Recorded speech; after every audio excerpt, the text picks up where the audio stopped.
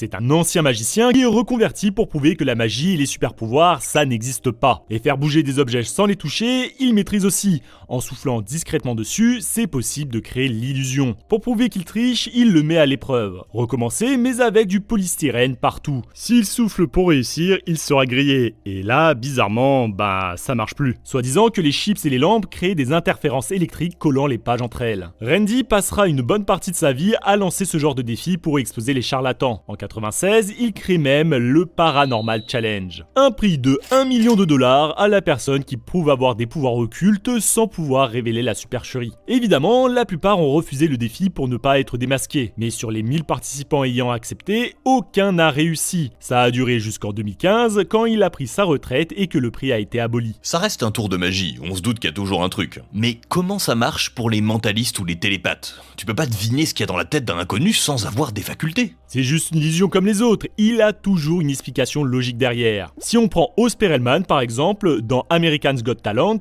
il demande au juge de deviner le nombre de bonbons dans un bocal. Ce qui est fort, c'est qu'il a posté une vidéo sur Insta 4 heures avant le spectacle, dedans il prédit qui aura juste. Il est là le piège. Il annonce jamais la valeur à haute voix. La réponse est dans une enveloppe scellée qui est ouverte plus tard par le présentateur. Mais regardez bien. Vous avez vu? Juste là, on le voit écrire sur l'enveloppe avant qu'elle soit révélée et à l'intérieur, il y avait une feuille de papier en carbone. Il avait juste à attendre que le juge révèle leur réponse pour écrire la valeur. Faut quand même être super habile, au moindre faux pas, tout tombe à l'eau. C'est comme ça que beaucoup ont été démasqués.